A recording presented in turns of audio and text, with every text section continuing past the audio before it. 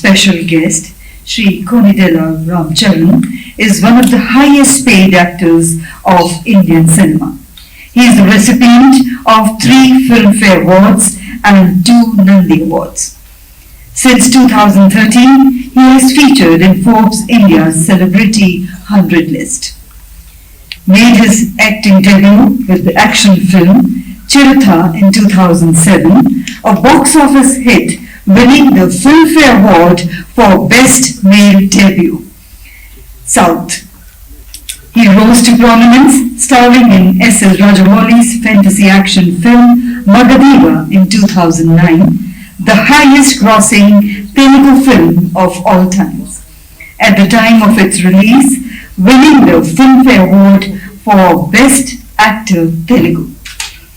His notable works include Racha 2012, Nayak 2013, Yevadu 2014, Govindodu, Andarvetelu 2014 and Dhruva 2016. He has then starred in the blockbuster Rangasthalam 2018, winning his second Filmfare Award for Best Actor Telugu.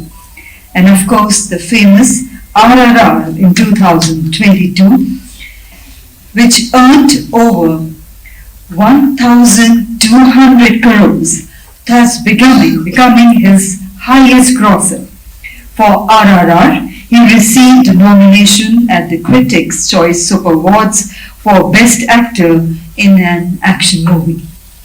In 2016, launched his own production house, Konidela Production Company, which has notably backed Khadi number 150 in 2017 and Sairao Narasimha Reddy 2019. Beyond his film career, he owns the Polo Team Hyderabad Polo and Riding Club and was a co-owner of the regional airline service TrueJet. His song Natu Natu won the Oscars this year for being the best original song. And may I now invite you, sir, to kindly grace the stage. Let's put our hands together to welcome.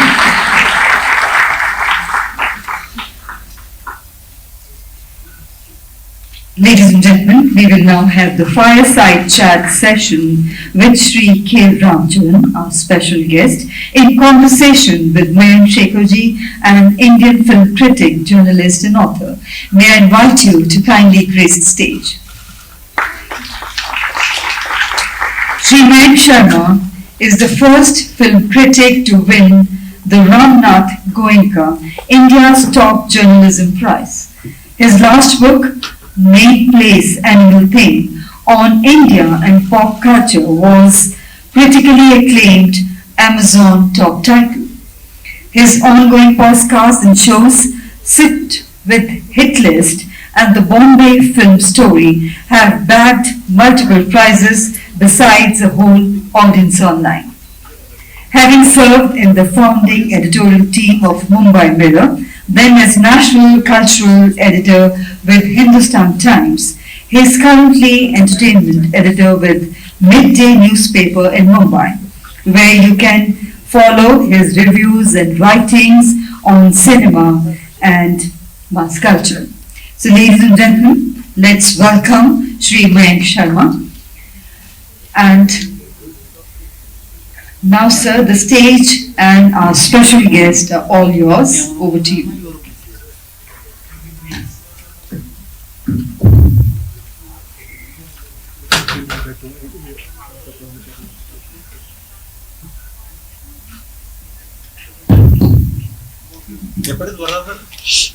Ladies and delegates, hello and welcome to this fascinating fireside conversation on films and tourism with what should I say, a global star of the Academy Award winning film RRR and many other things.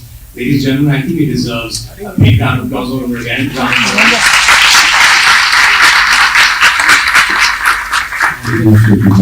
You know, I have to say this. I'm pretty sure over the past 6 months, we've got Dario talking about the Oscar fever that RRR, put the whole world through.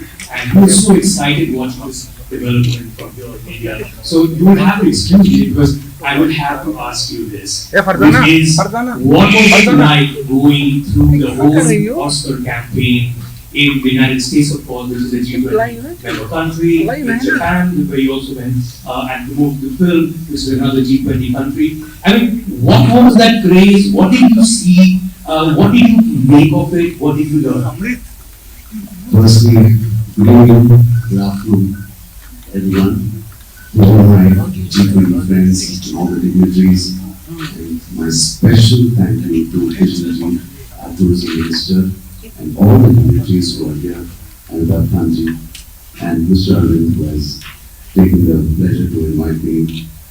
All of you, thank you so much for having me. Shekhar, thank you for having me. I never get tired talking about. Usually, they say let's talk less about achievements, but RRR is so special. I shy away from talking about my achievements. I feel like a third person when somebody's talking about our achievements. I feel like I'm listening about somebody else. That's how detached I am with my work. But not with RRR. RRR is not just my film, it has become India's film. India have owned it. And I want to correct my statement, it's not just India. People from the east and the west and the north and the south, all the countries have owned it. My dear friend, the Korean ambassador is here. I've seen your video, sir. Thank you so much. What a tribute to our it was not our song alone. Fantastic. So right after the session, I am excited to have a dance off with you. So like I'm saying, it's not my movie, it's not my song, it's not my Academy Award, it's not my director, my composer who won it, it's the people who won it. It's the people who have taken it to the academies, to the global globe.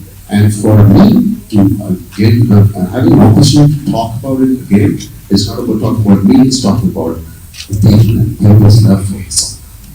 But tell me something, Ram. I mean, of course, you mentioned the fact that its box office figures are very well known. It's 1,200 crore, as was rightly pointed out at the beginning of this conversation. But hey, we're looking at a film that became the most watched international film in the history of Netflix. And pretty much everywhere you look, someone or the other is dancing to Nadu Nadu. And you've already said you're going to do it in the end, so I'm going to take your word for it.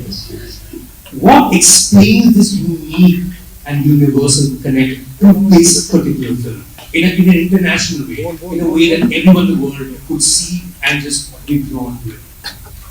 Shekhar, I don't know what it is and what it takes to make a song like this and take an award in Hollywood or LA going to those Golden Globes. I really don't know. When I did this song, we shot this song for 17 odd days. When I talk about that song, my knees still wobble. I get these pains. So, I don't know. When you do it, just do it. And you do it for the passion of the song. And I swear to God, none of the team in this movie is going to reach. But I was so happy for what the appreciation we got in India. The highest grossing film in India. More than happy. And I actually moved on to my next project. And then we want to call, say, some theaters, the Chinese theater in LA, some audience are really appreciating your film. I said, okay, good. 250, 350 people, 650 people in the theater enjoying it. And that became viral. And we were getting calls from the best studios, the best film friends from the other industry. And wow, that's not now. I couldn't stop it. So you just took it because it's just happening the way it is. There's no point in thinking and we doing this in any case. Right? It is what it was. Did you have a crazy fan movie? Did you look at this person and go, what's going on? It's 95 years since our industry has begun. It took 95 years for our Indian film industry to get a recognition internationally. I'm just proud of that fact that the West or the East have taken interest interest in my films and our emotion, which is so rooted to our culture, our traditions, not any other country's feelings or emotions. This is a true Indian director, true Indian producer, a true Indian actors, a true Indian emotion. And this went across the globe and achieved what it achieved. I'm just proud. I thank my director for doing this. It is not a Hollywood studio hiring us as actors, casting us. This is a pure Desi film.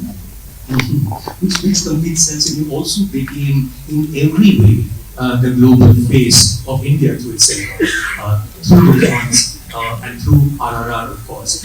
Now, just wondering, if you were to meet, and you did meet so many filmmakers from across the globe when you were out there in the US and other countries as well, if you were to invite filmmakers from across the world to this country to come and shoot, especially someone who's been in film for so long, what would the place, where would you start from? What kind of places would you definitely get filmmakers from across the world to come and shoot here? What are the places that you shot at? Well, I've shot in many countries, from the east to the north. I've shot in Iceland, Right. the coldest. But the best places you shot here in India. Yeah. So if you would invite filmmakers from around the world. It is so cliche right now if I say this. You won't believe. I swear to God, please guys, don't take me before this word. Kashmir is that kind of a place. I've been coming here because my dad is in the same industry. He's been working as an actor since 45 years. So I'm the second generation in my family. I was coming here since I was probably 1986. That's the first time I visited Kashmir. My dad has shot extensively in Gulmarg, Sonmarg, all these beautiful areas. I used to come as a child. It used to be something, if I was invited by my dad to Kashmir, it used to be like I've achieved something that summer, in the summer holidays. It's like an achievement. And you will not believe, I have shot in this auditorium 2016, in this beautiful auditorium in Kashmir, a movie called Dua, where police academy, graduating out of a police academy. I've shot in this, I've sat in that chair, and I've shot. And this place has something magical, it draws people, it draws the attention of people. And no matter what we hear about Kashmir or whatever, this is such a surreal feeling when you come to Kashmir.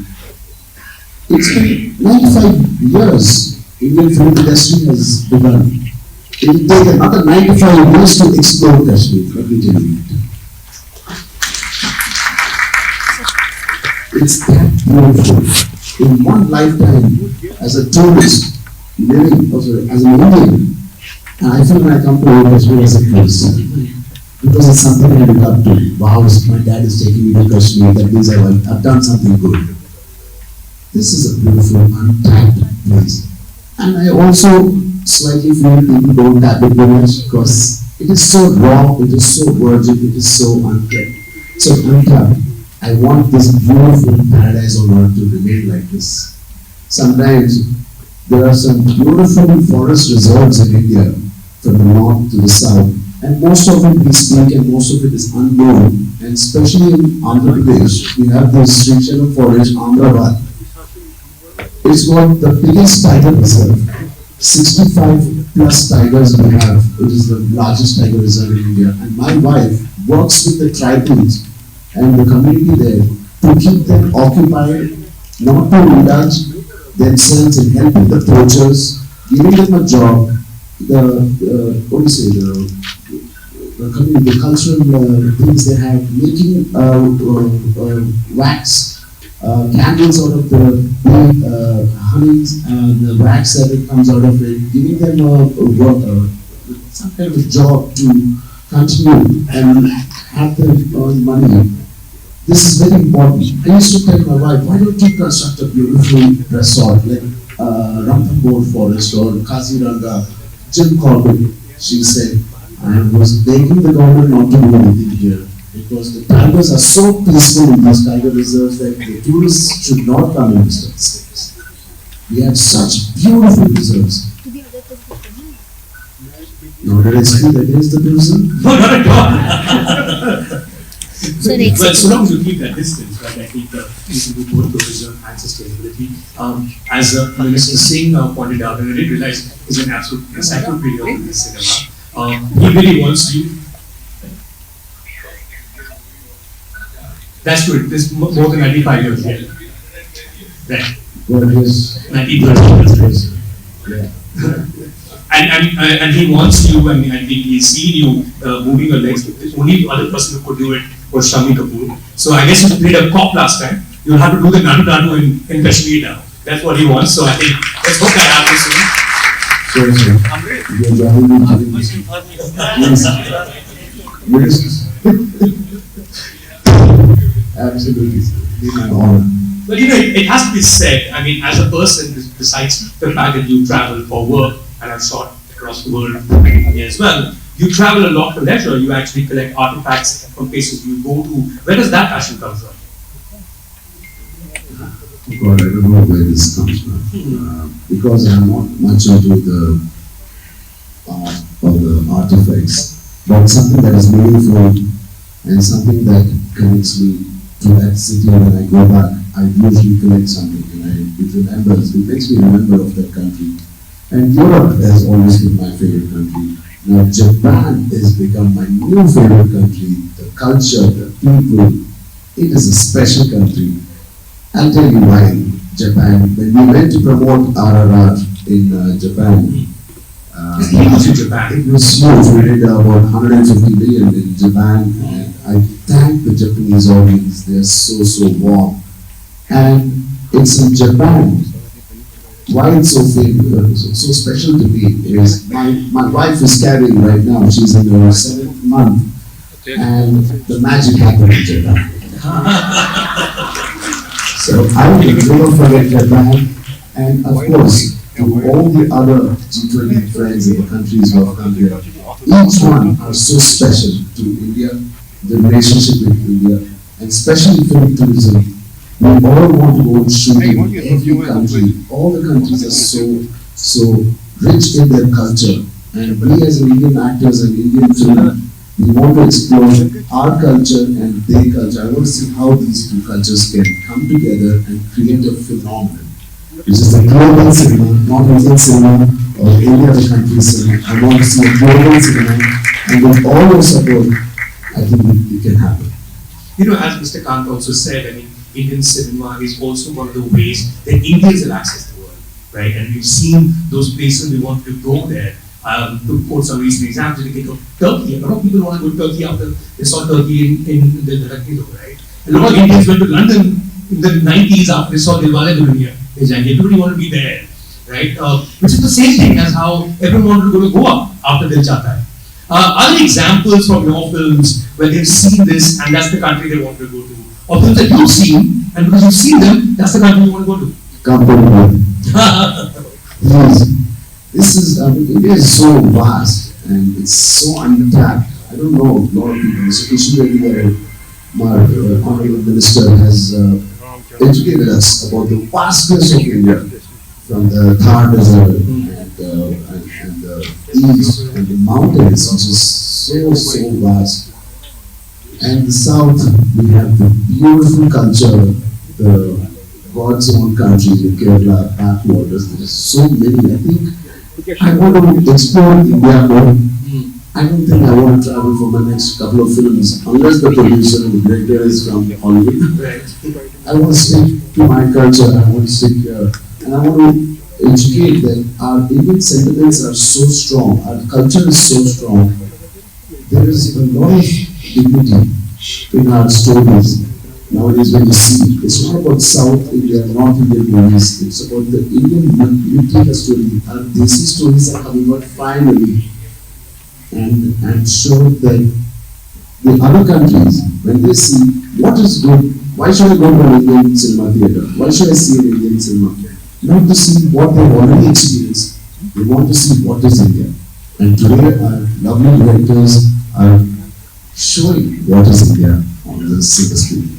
Which you have. And I think it might be fair to suggest that even without going to those countries, cinema is a great way for us to travel through our eyes. You don't need a passport, you don't need a plane ticket, you certainly don't need a visa. You just watch a film and think that you've been to that country and then you return. I mean, the cinemas played that role hugely, right? One of the things is that, which a lot of people don't realize, is how many films we make in India. And that it's not just films that are made in Mumbai. There are films made in Chennai, there are films made in Bangla, in Kolkata, there are films made down, in the industry that you belong to, which is also the industry, it's also the city where Mr. Reddy is from. Tell us a little more about the cinema that comes from Hyderabad. That's another face that you are of and have been for many years. How is Indian mainstream cinema different from other cinemas? And how is cinema that comes from Hyderabad different from other mainstream cinemas in India? That's a very intense question. We have the time in the world. No, I don't know if I have the knowledge to answer that. Okay. You have all the experience. Yeah, I'm trying to say what I have from my experience. There are much better people, legends who can talk about this and give the right answer. This is one industry that has paid my EMS. Which I grew up in, paid my bills, made me who I am, made my dad who he is, and the great legends we have in our country. It was for a long time not recognized as an industry, but today it is a film industry. And thank God it is. And this film industry is something. It is the best form of entertainment in India, which can make you forget of all the worries. Because India with 1.8 billion people, we have 1.8 billion problems. These films we make in India, sometimes people don't connect with the West. They're like, why are they dancing? Why are they fighting? Why are they dancing so much? But this is our culture. Every film industry, every country makes movies according to their culture. If you see Norwegian movies, Scandinavian movies, they are so beautiful. It's all about the green, it's about the ecosystem. The quiet, protecting the ocean, protecting the vast land. And the West, you have some serious films, the critical films, critically acclaimed. In India, when you're happy, you dance in my house. When you're sad, you dance. When you're not when you're wondering what do I do, I still dance. So dance and song and dance is part of our culture, and that comes into the movie, fortunately or unfortunately, and we Indians love it. And aesthetically, when you show it in a nice way, I think the whole world will love it. And that is an example why RRR was loved and why Natu Natu got the best song in the Academy. I have to say, for someone watching cinema from Hyderabad from a distance, living in Mumbai, one of the things that intrigues me is the star system as well, right? For instance, when I say Ramcharan, that's great, but I think if I said mega power star, everyone will get it. Your father, the great Chiranjeevi, is called the mega star. Your uncle, Pawan Kalyan, is called the power star. So you become the mega power star. Masi, tell me, where do these names come from? How are these decided? Is there a committee that decides, okay, now we call them mega and power because father and uncle? Not at all. It comes from the love of people and it comes from the fans who love us. And it's because of them we are all sitting here and enjoying this life. And they have different ways of calling us. Sometimes they say Anna, they say Bhai, to Salman, to my dad, they say Chinu, Megastar. It's all coming when you are bringing in lots of emotions and the volcanic reaction comes. They just have a way to call it. That's it. It's just only the love of the audience. And you've also grown up with that love, watching the world around you, love your father so much. Chiranjeevi, Chiru as fans also call him, and Megastar as well. Is it tough to be the son of someone so illustrious? I mean, we talk about, nepotism, blah, blah, blah, but it's actually tougher when you have to live up to something so huge. It's hard to grow up under the banner tree usually. Was that tough for you, and is it still tough for you?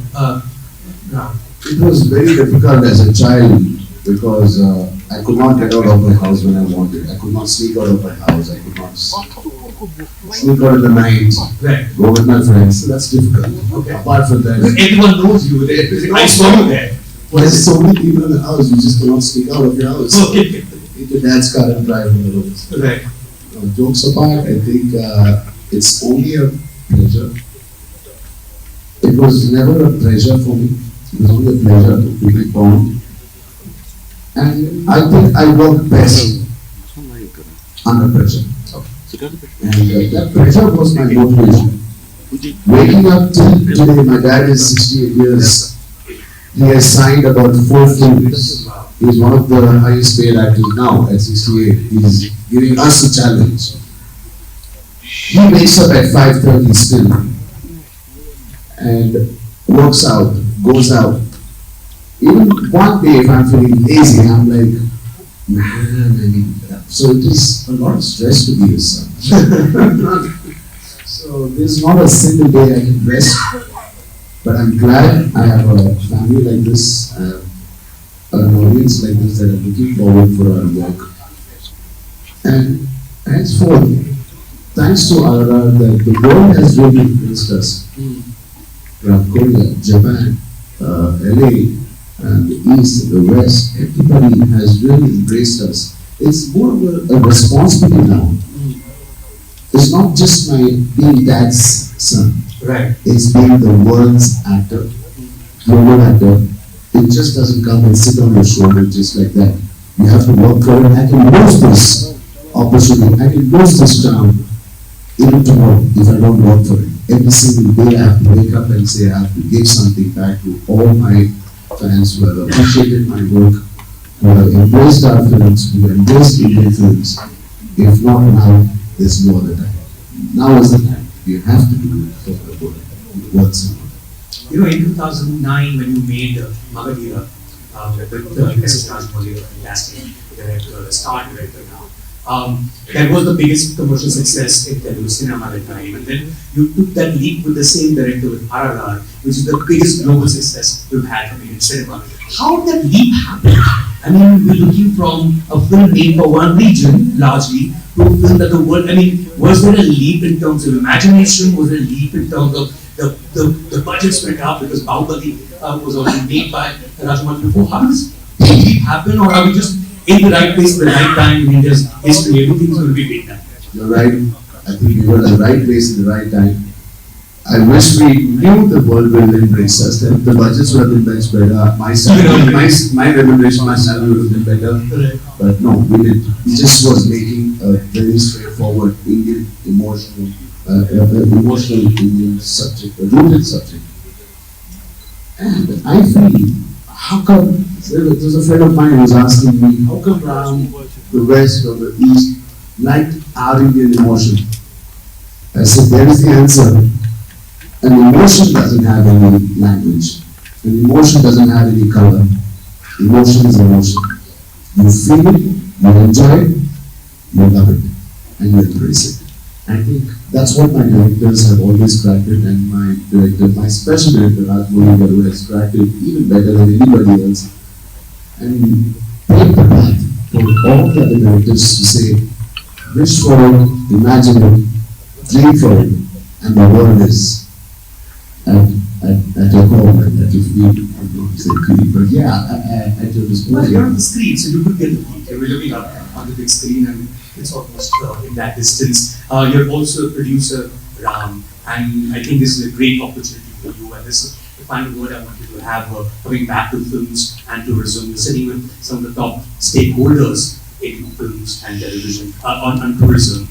If you were to, and a policy is also going to be announced, if you were to give your wish list as a producer, as a filmmaker, on things that everyone should do to make sure that films and tourism are promoted simultaneously, what would your advice or your wish list be to all these people who are sitting here? I mean, this event that is happening right now is an example. It's a great example.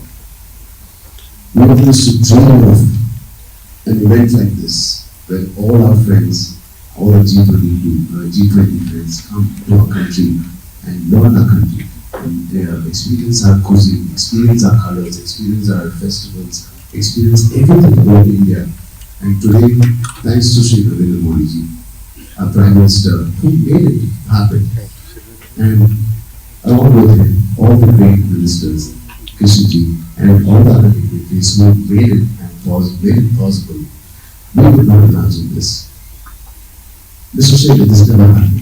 It happened now. So we should appreciate. And I think India, you don't have to talk about India. India is so vast. It is spoken. I think there's a lot said about India. There's a lot seen about India.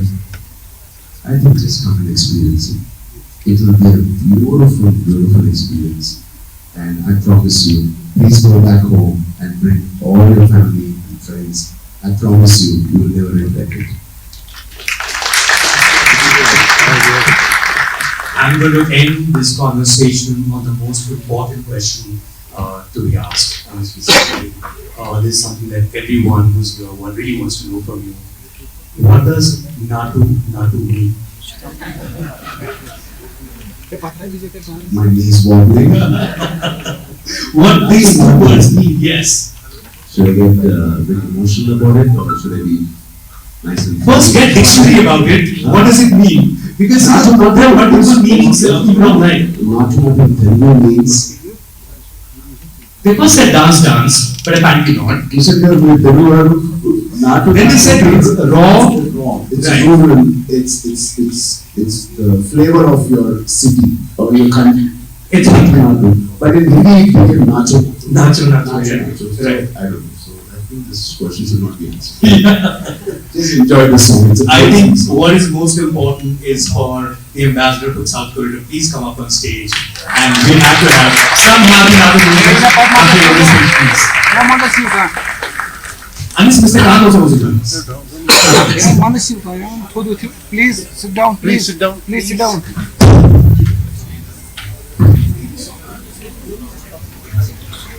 Patrulha, ela. Esse é tudo louco.